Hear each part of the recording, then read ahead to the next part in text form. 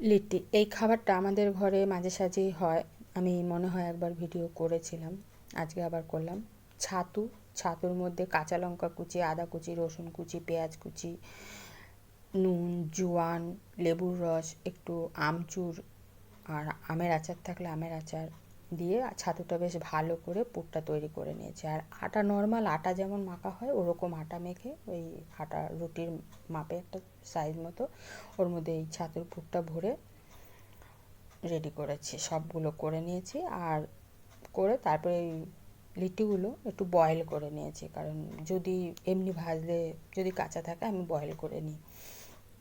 Boil করে এই 2-3 minute মতো বয়েল করে সেঁকে তুলে নিয়েছি। আর এদিকে একটা ফ্রাই প্যানে অল্প তেল দিয়ে লিট্টিগুলো ভেজে নিয়েছি। লিট্টিটা টমেটোর চাটনি বা ধনেপাতার চাটনি দিয়ে খেতে ভালোই লাগে। কেমন লাগলো লিট্টি বলে বেশ ভালো লাগে।